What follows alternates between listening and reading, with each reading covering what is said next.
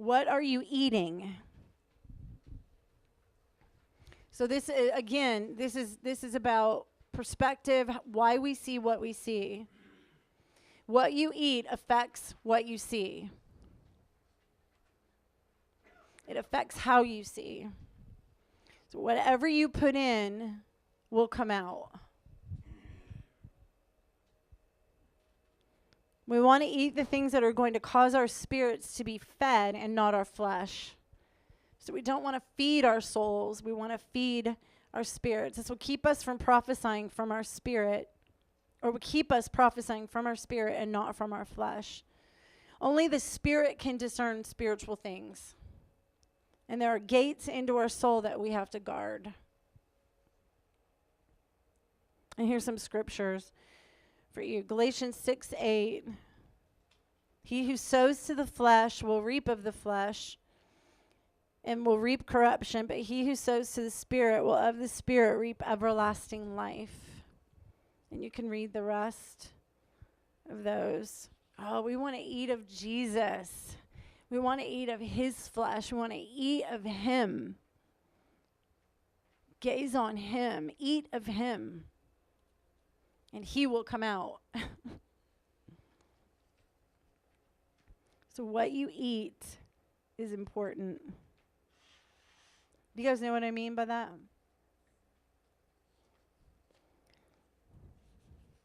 So the different ways we eat, the different gates, the eye gate, you guys know this stuff.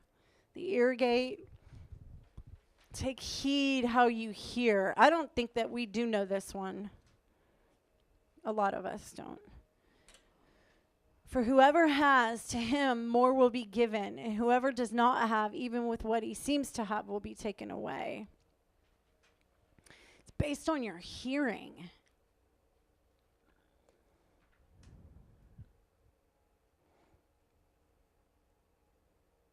I mean, what are you listening to? What are you hearing? What are you eating? What are you paying attention to? I mean, it's so important. It affects your seeing. It affects your perspective. You will reap of what you listen to and what you hear. I'm really careful. I don't know about you guys. I'm really careful to discern my season and how God is feeding me in that season. And I eat accordingly. It's wisdom. What is he saying to you in this season? Well, how is he feeding you? Personally, I think that the church is in desperate need to eat of the goodness of God.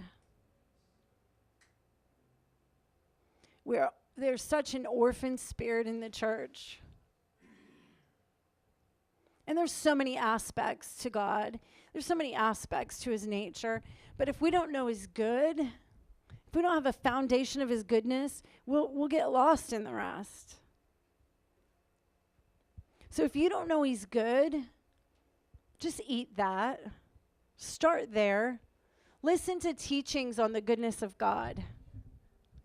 Get around people who know the goodness of God. Meditate on the goodness of God.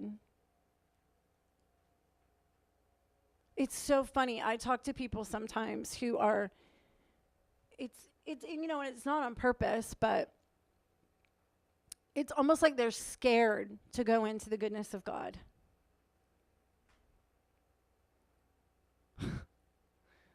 Like they're afraid they're going to tip over on the wrong side. I'm telling you, it's very common. Because God's to be feared. So if I go over into the goodness of God, I won't fear God anymore. Are you kidding? The fear of God comes out of the goodness of God. The fear of the Lord is birthed out of the love of God, not out of a religious spirit. Everything is birthed out of the love of God. If it's true, you can have a religious spirit and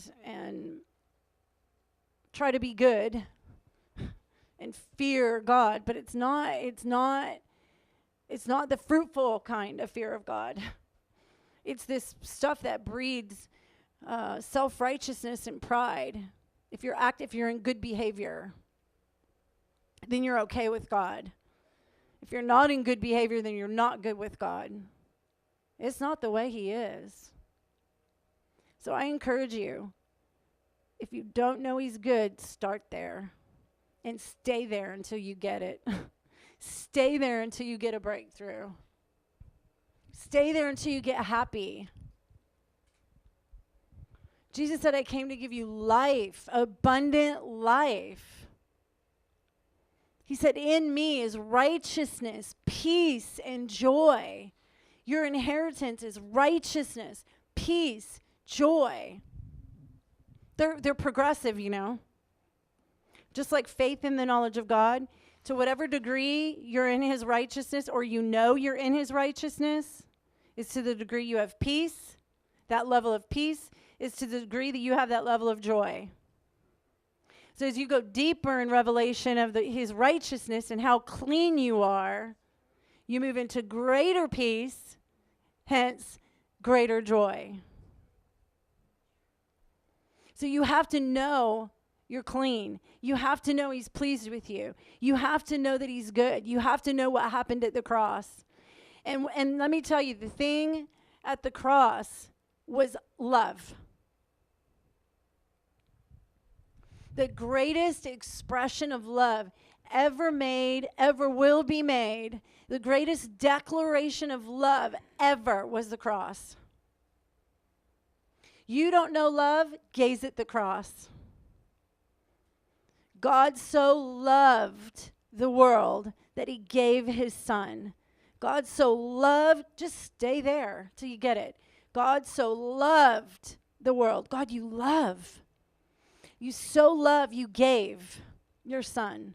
Love is the cross. It's an expression of love. God so loved, he expressed his love by giving.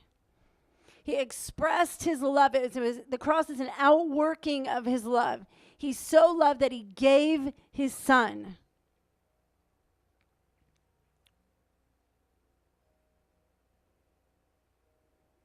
Expression of his love. The greatest expression of his love. The Father did it. He gave.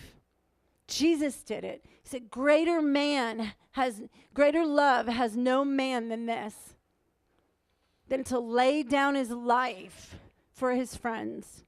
Greater love has no one than this, than to lay down your life.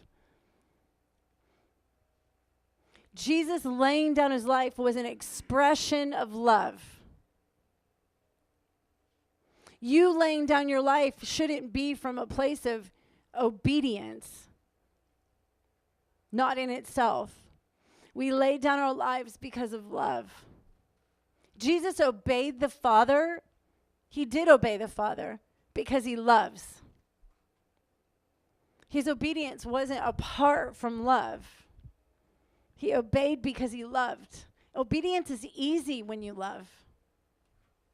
Do you know it's more about he cares? I had a conversation with somebody the other day, you know, and I just about this, that for me, the most important thing is my relationship with Jesus. The most important thing in my life is that relationship. Cultivating a healthy relationship. Having a healthy relationship with Jesus. So how do I guard that relationship? How do I cultivate that relationship? How do I protect that relationship? How do I honor that relationship? How do you do it in the natural with people?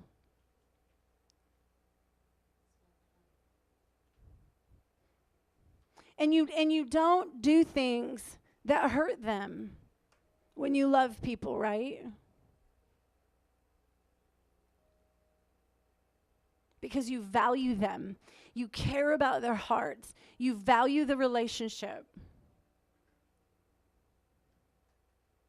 So our obedience should come from a place of love and valuing a relationship, not because of law or rules.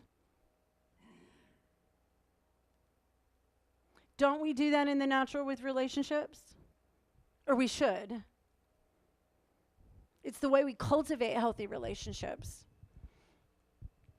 And that's what Jesus was saying. He said, if you're my friends, you'll obey me.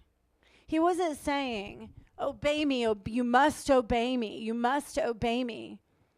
That's not his heart. He's not looking for servants. And in that same chapter, he's saying, I no longer call you servants, I call you friends. He was saying this is what friendship looks like. He was giving us a definition of love. He's saying this is what love looks like. He's not demanding obedience. He's saying obedience is the fruit of love. We have wrong mindsets about that. We've slaved because we have orphan mentalities. If you love me, you'll walk this way. If you love me, you'll obey this word, because this word is what love looks like. So we guard the relationship, we cultivate the relationship, we protect the relationship, so we obey the word because it's wisdom.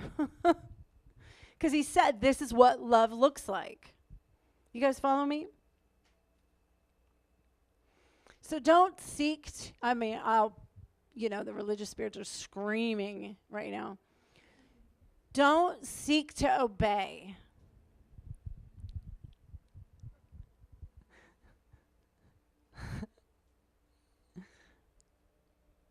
You don't have to. Seek to love him and you'll obey him. You really will. Don't let that scare you. The girl's saying, don't obey. Get out of the room. If you love him, you'll obey him. And that's what he said, right? He said that. If you love me, you'll obey me. His heart is for relationship. Again, I know I'm harping on it, but So think about it in terms of growing and cultivating a healthy relationship with someone. What benefits the relationship? Honor the relationship more than yourself. Isn't that what love does? Isn't that what a love relationship looks like? I don't know. I'm not married. I've never been married. I never have been married. I'm being funny. But, true love, Jesus said, lay down your life. Don't consider yourself. Esteem others more highly than yourself. So in a relationship, you prefer the other person. You guard the other person's heart. You protect the relationship. Do it with Jesus. Get your mind off of you. Get your mind off of what can you give me? What can you give me? What can you give me? What are you not doing, Jesus? That's a recipe for destruction in a relationship. Right? In the natural. What about me? What are you not giving me? What are you going to do for me? What about his heart? What does he feel? What does he think? What does he want? That's a healthy relationship. And he will pour back into you more than you can handle.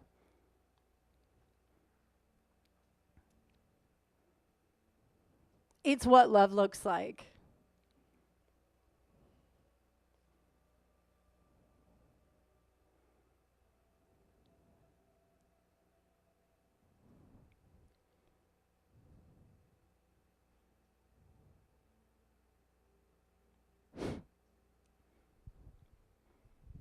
maybe we should pray.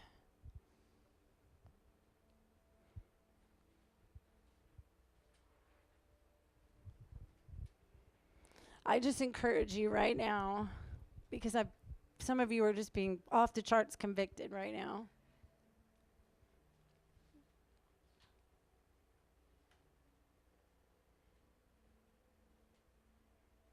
He loves you. And he gave his life for you. And we're so stuck on ourselves. We're so stuck on what we can get. And he said, this is what love looks like.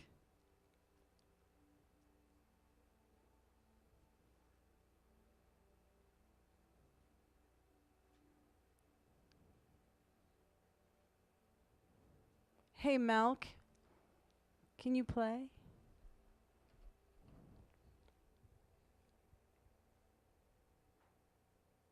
So I just encourage you to even, whatever he's highlighting to you in the ways that you've, the way you've not guarded your relationship with him.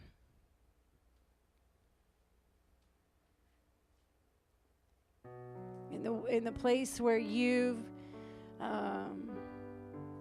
been so self-consumed, and even in the place where you've sought your own righteousness to be good or to be right apart from love.